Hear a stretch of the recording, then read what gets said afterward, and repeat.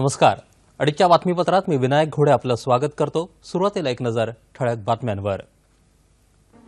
राज्यसभेत विमुद्रीकरणाच्या मुद्द्यावर पंतप्रधानांच्या उपस्थितीत चर्चा. भोजनोत्तर पंतप्रधान अनुपस्थित राहिल्यानं विरोधकांचा गदारोळ. विमुद्रीकरणाच्या निर्णयाच्या अंमलबजावणीत सरकार अपयशी ठरल्याची माजी पंतप्रधान मनमोहन सिंग यांची राज्यसभेत टीका. विमुद्रीकरणासंदर्भात स्थगन प्रस्तावाद्वारे चर्चा घेण्याच्या मागणीवर विरोधक ठाम राहिल्यानं लोकसभेत गदारोळ. कामकाज दिवसभरासाठी स्थगित. रुग्णालय, स्मशानभूमी, औषध दुकानं तसंच विविध कर भरण्यासाठी चलनातून रद्द करण्यात आलेल्या नोटा वापरण्याचा आज अखेरचा दिवस.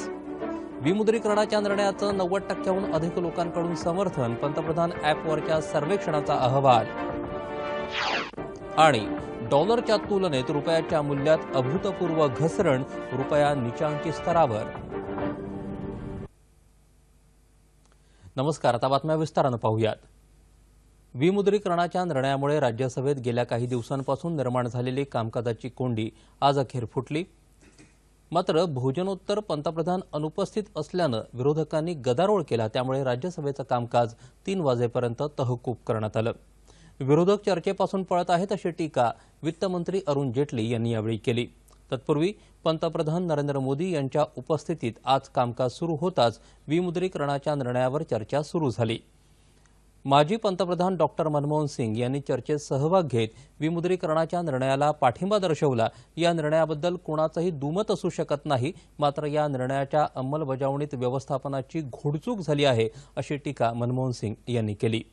या निर्णयानंतर नागरिकांना प्रचंड त्रास सहन करावा लागत असल्याचं सांगत या निर्णयाची ज्या पद्धतीनं घोषणा झाली ती निषेधार्ह असल्याचं ते म्हणाले. यामुळे देशाच्या सकल राष्ट्रीय उत्पन्नात 2% घट होऊ शकते. त्याचप्रमाणे कृषी, लघु उद्योगात पिछेहाट होईल अशी शक्यता त्यांनी वर्तवली. विमुद्रीकरणाच्या निर्णयानंतर रिझर्व्ह बँक आणि केंद्र सरकारनं वारंवार नियम बदलणं चुकीचं असल्याचं मनमोहन सिंग यांनी सांगितलं. या निर्णयानंतर सर्व काही 15 दिवसात सुरळीत होईल असा विश्वास पंतप्रधानांनी व्यक्त केला होता. मात्र 15 दिवस हा गरिबांसाठी मोठा कालावधी आहे असं मनमोहन सिंग यांनी नमूद केलं. सामान्य नागरिकांना दिलासा देण्याच्या दृष्टीनं व्यवहार्य आणि ठोस पावलं उचलावीत असं आवाहन त्यांनी यावेळी पंतप्रधानांना केलं. Two opinions in the country as a whole. Even those who say that this measure will do harm or will cause distress in the short term, but be in the interest of the country in the long run. Well, I am reminded of what John Keynes said once, in the long run all of us are dead. समाजवादी पक्षाचे नरेश अग्रवाल यांनी या चर्चेत बोलताना विमुद्रीकरणाच्या निर्णयालाच विरोध दर्शवला. नागरिकांची होणारी ससे हुलपट पाहता ही अघोषित आर्थिक आणीबाणी असल्याचा आरोप त्यांनी केला. संसदेच्या दोन्ही सदनांच्या परवानगीनं हा निर्णय का घेतला नाही असा प्रश्न अग्रवाल यांनी यावेळी उपस्थित केला. समाजवादी पार्टी इस निर्णय के विरोध में, हम इस निर्णय के विरोध में, मैं तो निर्णय सही बिल्कुल नहीं मानता हूं. और शायद कुछ ही 50 साल में निकाल लीजिए, विश्व में कुछ ही देशों में इस तरीके के निर्णय हुए और जिन देशों में निर्णय हुए उन देशों में वहां के तानाशाहों ने निर्णय लिए, चुनी हुई सरकार ने कहीं पर निर्णय लिया. कोई भी देश में चुनी हुई सरकार ने निर्णय लिया. अमेरिका में भी 11% इन्फ्लेशन है, लेकिन 11% इन्फ्लेशन का मतलब अमेरिका अपने डॉलर को खत्म करने पे कभी नहीं. क्या यूके में इन्फ्लेशन नहीं है? यूके में भी इन्फ्लेशन है, लेकिन वहां की सरकारों ने अपनी करेंसी को कभी नहीं खत्म किया. अग्रवाल यांच्यासह तृणमूल काँग्रेसचे डेरेक ओब्रायन यांनी विमुद्रीकरणाच्या निर्णयावर सरकारवर टीकेची झोड उठवली. सरकार लोकांचा आवाज दाबू शकत नाही असं सांगत देशातल्या नागरिकांना त्रास देण्यापेक्षा परदेशातला काळा पैसा देशात आणा असा टोला ओब्रायन यांनी लगावला. बसपाच्या मायावती यांनी विमुद्रीकरणाच्या निर्णयाचं समर्थन केलं. मात्र अंमलबजावणीची पद्धत गरीब आणि मध्यम वर्गाला त्रास देणारी आहे अशी टीका त्यांनी केली.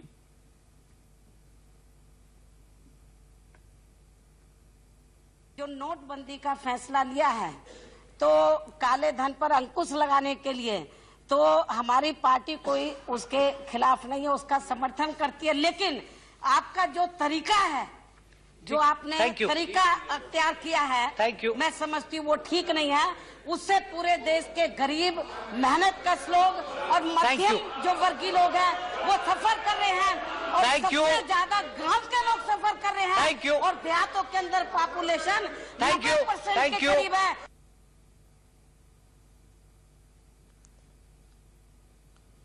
विमुद्रीकरणाची अंमलबजावणी ही सरकारची घोडचूक असल्याची टीका माजी पंतप्रधान डॉक्टर मनमोहन सिंग यांनी आज राज्यसभेत केल्यावर मुळात ही घोडचूक गेली 10 वर्ष प्रचलित होती अशी उलट टीका केंद्रीय माहिती आणि प्रसारण मंत्री व्यंकय्या नायडू यांनी केली आहे।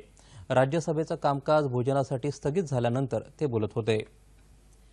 500 आणि 1000 रुपयांच्या नोटा चलनातून बाद करण्याच्या सरकारच्या निर्णयावर स्थगन प्रस्तावाद्वारे चर्चा घ्यावी ही मागणी लावून धरत विरोधकांनी निषेध सुरूच ठेवल्यानं लोकसभेचं कामकाज आज अखेर दिवसभरासाठी तहकूब करावं लागलं।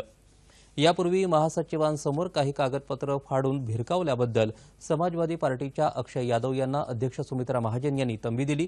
कमलनाथ, ज्योतिरादित्य शिंदिया, धर्मेंद्र यादव यांनी सदस्यांनी दिलेले स्थगन प्रस्ताव अध्यक्षांनी नाकारले। काँग्रेस, तृणमूल काँग्रेस, समाजवादी पार्टीचे अनेक सदस्य सरकारविरोधी घोषणा देत अध्यक्षांसमोरच्या मोकळ्या जागेत उतरल्यानं सदनाचं कामकाज दिवसभरासाठी तहकूब करण्यात आलं।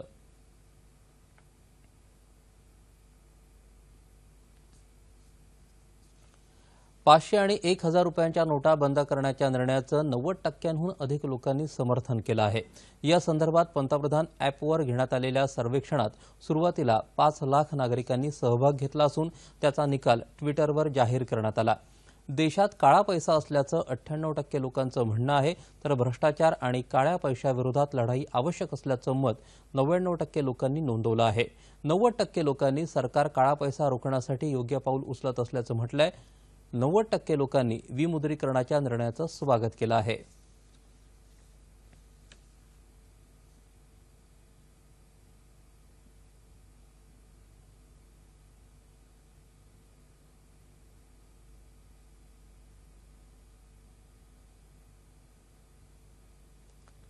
आठ नोव्हेंबरच्या रात्रीपासून 500 आणि 1000 रुपयांची नोट चलनबाद करण्यात आली असली तरी सरकारी रुग्णालय, स्मशानभूमी, औषध दुकान तसंच विविध प्रकारचे कर भरण्यासाठी या चलनाचा उपयोग करण्यासाठी सरकारने दिलेली मुदत आज मध्यरात्री संपत आहे।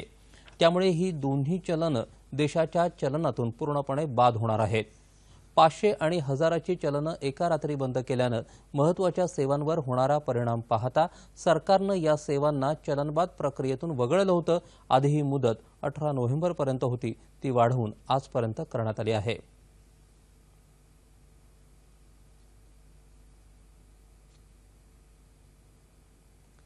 केंद्र सरकारनं 500 आणि 1000 रुपयांच्या नोटा चलनातून रद्द केल्याच्या निर्णयानंतर बँका आणि एटीएम केंद्रांसमोर नागरिकांच्या लांबच लांब रांगा दिसत होत्या। मात्र आता हे चित्र काहीसं बदललेलं दिसतंय। एटीएम केंद्रांवर पैसे उपलब्ध होत असल्यानं बँकेत होणारी गर्दी कमी झालेली दिसते।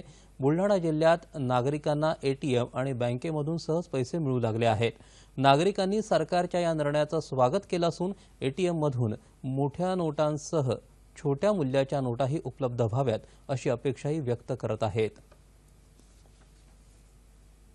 नोटबंदी की इससे थोड़ी सी दिक्कत हुई, लेकिन अभी सब अच्छे से चल रहा है। एटीएम भी अच्छे से चल रहे हैं और उसमें से 100 के नोट भी निकल रहे हैं, और बैंक भी अच्छी तरह से हमारा ये कर रही है, और बैंक से भी विड्रॉल वगैरह की कोई दिक्कत नहीं आ रही है। फक्त 2 दिवस आपल्याला त्रास झालेला आम्हाला, आता यापुढे आता त्रास नाही होणार आहे। आता बघा लाईन थोडीफार कमी झालेली आहे पहिल्यापेक्षा। पैसे मिळतात आहे पण फक्त 2000च्या नोटा अवेलेबल आहेत। तर माझं एक आहे की 100च्या नोटा पण अवेलेबल करून देण्यात याव्या। छुट्टी भी मिलनी चाहिए, और इसके साथ अभी गर्दी बहुत कम हो गई है, लाइन भी बहुत कम है, और एटीएम चालू है, इसकी वजह से अभी लोगों का विड्रॉल होना चालू है।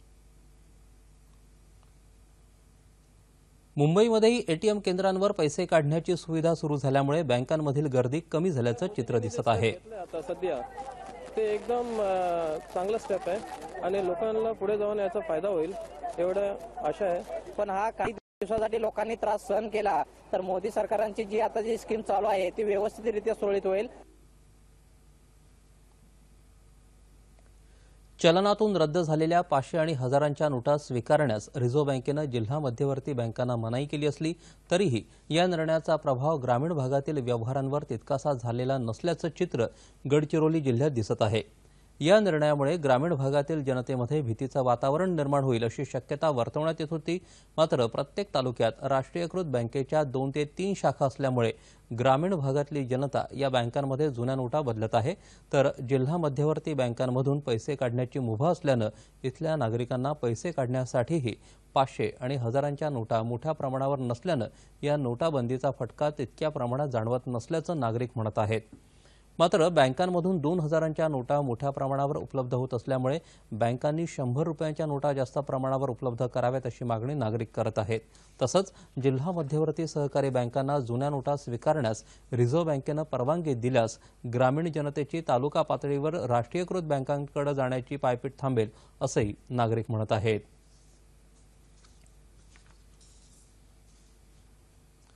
आतापर्यंत ज्या 62 जिल्ह्यांमध्ये जवाहर नवोदय विद्यालय नाहीत त्या सर्व जिल्ह्यांमध्ये प्रत्येकी एक जवाहर नवोदय विद्यालय सुरू करण्याला वित्तीय व्यवहारांसंदर्भातल्या केंद्रीय मंत्रिमंडळाच्या समितीनं मान्यता दिली आहे। या प्रकल्पासाठी 2871 कोटी रुपये मंजूर करण्यात आले आहेत। या प्रकल्पांतर्गत छत्तीसगड राज्यात 11, गुजरातमध्ये 8, दिल्लीत 7 तर जम्मू आणि काश्मीर आणि उत्तर प्रदेशात प्रत्येकी 5 विद्यालय उघडण्यात येणार आहेत। या विद्यालयातल्या तब्बल 35,000 विद्यार्थ्यांना लाभ मिळणार आहे। ग्रामीण भागातल्या बुद्धिमान विद्यार्थ्यांना उत्तम दर्जाचं आधुनिक शिक्षण देणं हा या विद्यालयांचा उद्देश आहे। याशिवाय एम्समध्ये हरित रुग्णालय उभारण्यासाठी जपानी संस्था, वित्त मंत्रालय आणि आरोग्य मंत्रालयादरम्यान करार करण्याच्या प्रस्तावालाही मंत्रिमंडळानं मान्यता दिली आहे। पाकिस्तानी लष्करातून जम्मू आणि काश्मीरमधील शस्त्रसंधीला भारताकडून कठोर प्रत्युत्तर मिळाल्यानंतर पाकिस्तानच्या विनंतीवरून काल अचानक दोन्ही देशांच्या लष्कर मोहिमांच्या महासंचालकांदरम्यान हॉटलाईनवर चर्चा झाली। यावेळी दहशतवाद्यांकडून भारतीय जवानांच्या मृतदेहाची करण्यात आलेली विटंबना हा मुद्दा उपस्थित करण्यात आला। पाकिस्तानी लष्कराकडून शस्त्रसंधीचं उल्लंघन झालं किंवा दहशतवाद्यांकडून पाकव्याप्त काश्मीरमध्ये घुसखोरीचे प्रयत्न झाले तर त्याला त्याच भाषेत उत्तर दिलं जाईल असं पाकिस्तानला ठणकावून सांगितल्याचं भारतीय लष्कर मोहिमेच्या महासंचालनालय कार्यालयानं जारी केलेल्या पत्रकात म्हटलं आहे। पाकिस्तानी अधिकाऱ्यांनी लष्कराला नियंत्रणात ठेवावं असंही पाकिस्तानी अधिकाऱ्यांना ठणकावून सांगितल्याचं त्यात म्हटलं आहे। विमुद्रीकरणामुळे रुग्ण आणि त्यांच्या नातेवाईकांना खासगी रुग्णालयात धावाधाव करावी लागत असल्याच्या वृत्ताच्या पार्श्वभूमीवर रुग्णांशी सहकार्य करण्याचं आवाहन मुख्यमंत्री देवेंद्र फडणवीस यांनी केलं आहे। ज्या रुग्णांवर तातडीच्या उपचाराची आवश्यकता आहे अशा प्रकरणी उच्च मूल्यांच्या चलनी नोटा स्वीकारण्याचं आवाहन त्यांनी केलंय। खासगी रुग्णालय 500 आणि 1000 रुपयांच्या जुन्या नोटा स्वीकारत नसल्याच्या रुग्णांच्या तक्रारींच्या पार्श्वभूमीवर मुख्यमंत्री कार्यालयानं असं परिपत्रक जारी केलं आहे। या संदर्भात रुग्णांना सहाय्य करण्यासाठी सुरू केलेल्या 104 आणि 108 या टोल फ्री क्रमांकांवर आतापर्यंत 320 रुग्णांनी तक्रारी दाखल केल्या आहेत। याच तक्रारींची मुख्यमंत्र्यांनी गंभीर दखल घेतली आहे। याशिवाय रुग्णांनी रुग्णालयांना धनादेश स्वीकारावेत असं आवाहनही मुख्यमंत्र्यांनी केलं असून तो न वटल्यास त्या रुग्णाला 10,000 रुपये देण्याची घोषणाही मुख्यमंत्र्यांनी केली आहे। डॉक्टर नरेंद्र दाभोलकर आणि कॉम्रेड गोविंद पानसरे यांच्या हत्येप्रकरणी सुरू असलेल्या संथ तपासाबद्दल मुंबई उच्च न्यायालयानं काल तपास यंत्रणेला धारेवर धरलं आणि तपासातील प्रगतीचा अहवाल 16 डिसेंबरला सादर करण्याचे निर्देश दिले। दाभोलकर हत्या प्रकरणाचा तपास सीबीआय तर पानसरे प्रकरणी राज्य पोलिसांचं विशेष तपास पथक चौकशी करत आहे। दोन्ही तपास पथकांनी सादर केलेल्या अहवालांचं वाचन केल्यानंतर न्यायमूर्ती एस.सी. धर्माधिकारी यांच्या नेतृत्वाखालील खंडपीठानं तपासाबाबत असमाधान व्यक्त केलं।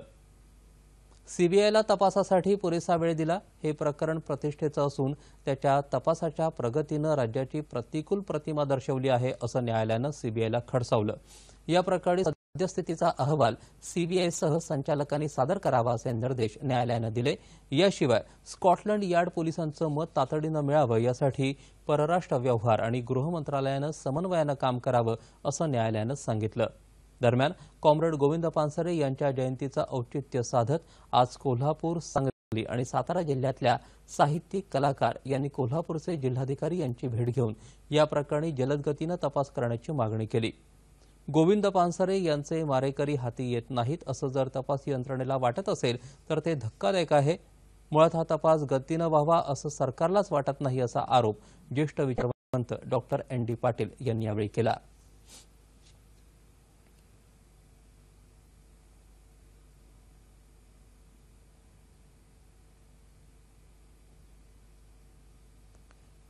शेतकऱ्यांना कोणत्याही अडचणीशिवाय खतांची उपलब्धता करून देण्यासाठी सरकार सर्वतोपरी प्रयत्न करत आहे. यासाठी सर्व खत उत्पादक आणि आयातदारांना काटेकोर निर्देश देण्यात आले आहेत. या संदर्भात केंद्रीय रसायनं आणि खत मंत्री अनंत कुमार यांनी काल नवी दिल्लीत प्रसारमाध्यमांना माहिती दिली. रब्बी हंगामासाठी खतांची उपलब्धता करून दिली आहे. 1 नोव्हेंबरला देशातील खतांची उपलब्धता 94,24,000 टन आहे, तर खतांची मागणी 32,76,000 टन आहे.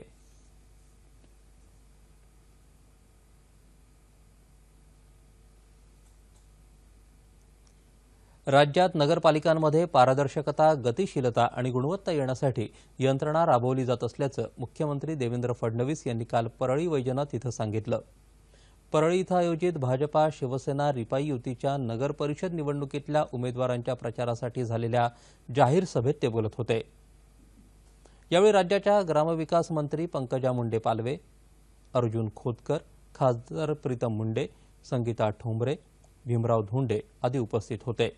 महायुतीच्या शासनानं शहरं विकसित करण्याबरोबरच आरोग्य, शिक्षण यासह विकासाच्या संधी उपलब्ध करून देण्यास प्राधान्य दिलं आहे. आधीच्या सरकारला एकही शहर निर्मलग्राम करण्यात यश आलं नाही. मात्र या शासनानं 100 शहरं निर्मलग्राम केली. तसंच डिसेंबर 2017 पर्यंत 300 शहरं हागणदारीमुक्त करण्याचं उद्दिष्ट ठेवलं आहे, असंही ते म्हणाले. धुळे आणि नंदुरबार जिल्ह्यातल्या नगरपालिकांच्या निवडणुकांसाठी काँग्रेसचे माजी मुख्यमंत्री आणि प्रदेशाध्यक्ष अशोक चव्हाण यांच्या धुळे, दोंडाईचा आणि नंदुरबार इथं प्रचार सभा झाल्या. काळ्या पैशाच्या नावाखाली नोटा बंद केल्यानं व्यापार ठप्प झाला आहे. यामुळे सर्वसामान्य माणूसच भरडला जात आहे. उद्योग बाहेर जात असून मेक इन इंडिया कुठंच दिसत नाही असा आरोप अशोक चव्हाण यांनी केला. दोंडाईचा इथं काँग्रेसचे नगराध्यक्षपदाचे उमेदवार डॉक्टर रवींद्र देशमुख यांच्या प्रचारसभेत बोलत होते. भाजपा शिवसेना युती आणि MIM हे नाण्याच्या 2 बाजू असून हे लोक मत विभागणीसाठी परस्परांना विरोध करतात. मात्र सत्ता आली तर एकत्र बसतात. त्यामुळे ग्रामीण भागाचा विकास साधायचा असेल तर काँग्रेसशिवाय पर्याय नाही. नंदुरबार हा काँग्रेसचा बालेकिल्ला राहिलेला आहे, असं ते म्हणाले. नंदुरबार जिल्ह्यातल्या शहादा इथं काँग्रेसच्या उमेदवाराच्या प्रचारसभेत ते बोलत होते.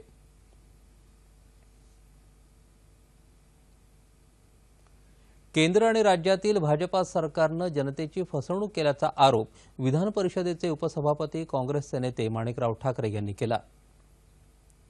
वाशिम नगरपालिका निवडणुकीनिमित्त आयोजित काँग्रेस उमेदवाराच्या प्रचारसभेत ते काल बोलत होते. केंद्रात आणि राज्यात सत्तेवर आलेल्या भाजपा सरकारनं निवडणुकीदरम्यान सामान्य मतदारांना दिलेल्या एकाही आश्वासनाची पूर्तता अद्यापही केलेली नाही, अशी टीका काँग्रेस नेते माणिकराव ठाकरे यांनी केली. शहराच्या सर्वांगीण विकासाकरता काँग्रेस पक्षाच्या उमेदवारांना विजयी करण्याचं आवाहन यावेळी त्यांनी उपस्थितांना केलं.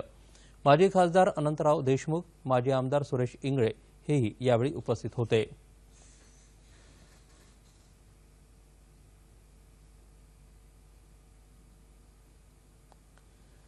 पाणी, शिक्षण, आरोग्यासह स्वच्छतेची विशेष काळजी घेऊन शहराच्या सर्वांगीण विकासाकरता विशेष प्रयत्न करू अशी ग्वाही वाशिम नगराध्यक्षपदाकरता निवडणूक लढवत असलेल्या सर्वच उमेदवारांनी दिली आहे. वाशिम जनजागरण मंचानं नगराध्यक्षपदाची निवडणूक लढवत असलेल्या सर्व उमेदवारांना एकाच मंचावर आणून मतदारांच्या समक्ष त्यांना रोखठोक प्रश्न विचारण्याचा थेट सवाल हा आगळावेगळा कार्यक्रम आयोजित केला होता. अनेक दिवसांनंतर नगराध्यक्षपदाची निवडणूक थेट मतदारांकडून होत आहे. आपण निवडून देणार असलेल्या नगराध्यक्षाला शहराच्या विकासाबद्दल कोणत्या योजना आहेत याची माहिती सामान्य मतदारांना व्हावी या उद्देशानं थेट सवाल विचारण्यात आले. सर्वच उमेदवारांनी आपापला निवडणूक जाहीरनामा पुढे करत आपण स्वच्छ आणि मुबलक पाणी पुरवठा, दर्जेदार शिक्षण तसंच सुंदर शहर बनवण्यावर विशेष भर देणार असल्याचं आश्वासन उपस्थित मतदारांना दिलं. महिलांसह तरुण मतदारांनी या कार्यक्रमाला मोठ्या संख्येनं हजेरी लावली. भारत आणि महाराष्ट्राला मोठ्या प्रमाणावर सागरी किनारा लाभला असून इथं बंदर विकास आणि जहाज बांधणी या क्षेत्रातल्या उद्योगवाढीसाठी पोषक वातावरण आहे। त्यामुळे गुंतवणुकीच्या संधी मोठ्या प्रमाणावर उपलब्ध आहेत असं उद्योगमंत्री सुभाष देसाई यांनी सांगितलं। दी नॉर्वेजियन बिझनेस असोसिएशन इंडिया आणि रॉयल नॉर्वेजियन वाणिज्य दूत यांनी संयुक्तरित्या तयार केलेल्या बिझनेस क्लायमेट सर्व्हे या अहवालाचं प्रकाशन त्यांच्या हस्ते काल मुंबईत झालं, त्यावेळी ते बोलत होते। भारतातल्या व्यापारासाठी उपयुक्त वातावरणात नॉर्वेनं हे सर्वेक्षण केलं आहे।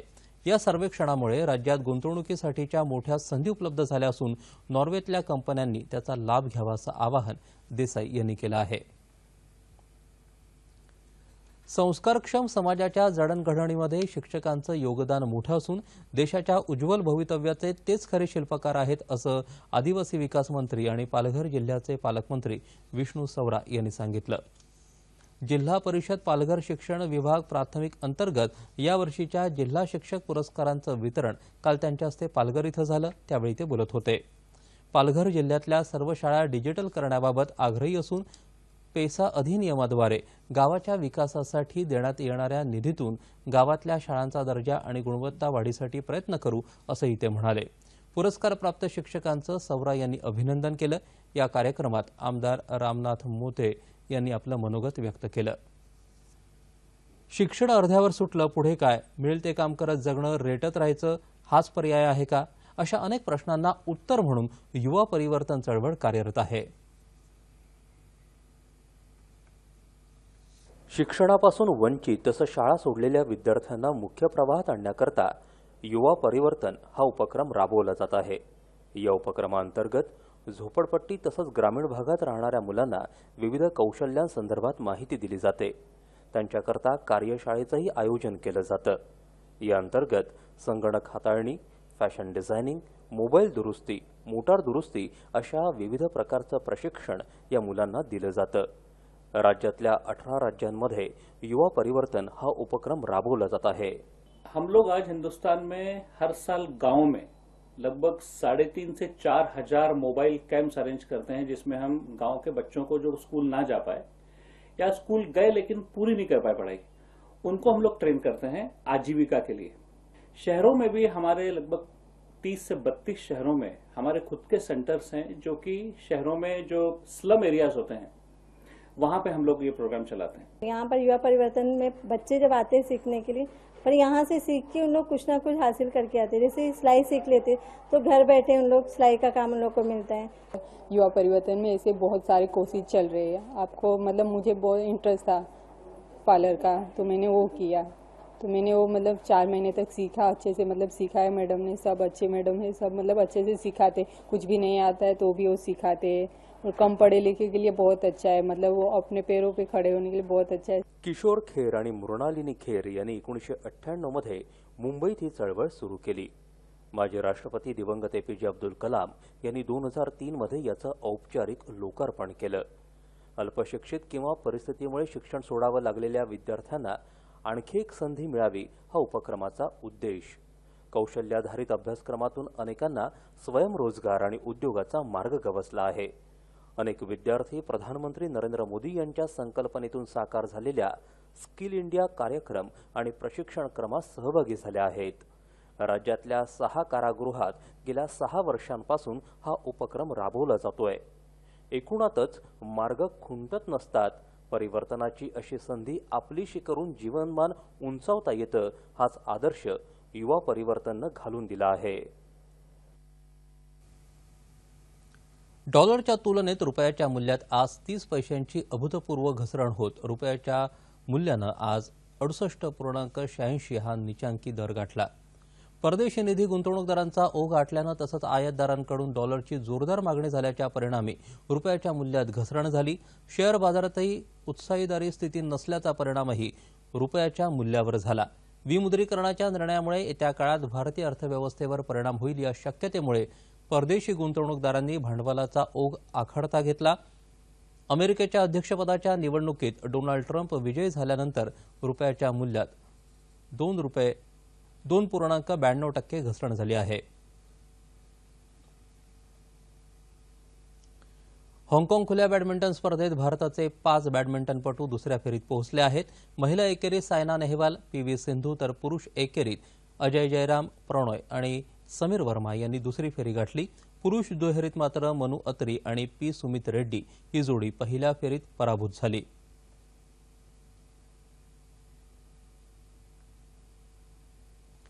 ऑस्ट्रेलियात मेलबर्न इथं सुरू असलेल्या महिला हॉकी सामन्यांच्या मालिकेत भारतीय हॉकी संघानं ऑस्ट्रेलियावर 1-0 असा विजय मिळवला आहे. 3 सामन्यांच्या या मालिकेतल्या कालच्या पहिल्या सामन्यात भारतीय संघाची कर्णधार राणी रामपालनं एकमेव गोल केला.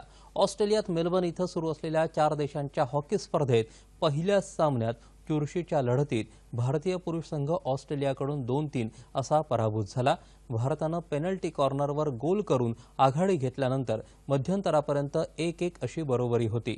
तिसऱ्या सत्रात 2 गोल करून ऑस्ट्रेलियानं 3-1 अशी आघाडी घेतल्यावर रुपिंदर पाल सिंगनं पेनल्टी कॉर्नरवर गोल करून आघाडी कमी केली, पण भारत सामना मात्र जिंकू शकला नाही. आता पाहूया ठळक बातम्या पुन्हा एकदा. राज्यसभेत विमुद्रीकरणाच्या मुद्द्यावर पंतप्रधानांच्या उपस्थितीत चर्चा. भोजनोत्तर पंतप्रधान अनुपस्थित असल्यानं विरोधकांचा गदारोळ. विमुद्रीकरणाच्या निर्णयाच्या अंमलबजावणीत सरकार अपयशी ठरल्याची माजी पंतप्रधान मनमोहन सिंग यांची राज्यसभेत टीका. विमुद्रीकरणासंदर्भात स्थगन प्रस्तावाद्वारे चर्चा घेण्याच्या मागणीवर विरोधक ठाम राहिल्यानं लोकसभेत गदारोळ. कामकाज दिवसभरासाठी तहकूब. रुग्णालयं, स्मशानभूमी, औषध दुकानं तसंच विविध कर भरण्यासाठी चलनातून रद्द करण्यात आलेल्या नोटा वापरण्याचा आज अखेरचा दिवस. विमुद्रीकरणाच्या निर्णयाचं 90%हून अधिक लोकांकडून समर्थन. पंतप्रधान ॲपवरच्या सर्वेक्षणाचा अहवाल. आणि डॉलरच्या तुलनेत रुपयाच्या मूल्यात अभूतपूर्व घसरण. रुपया नीचांकी स्तरावर.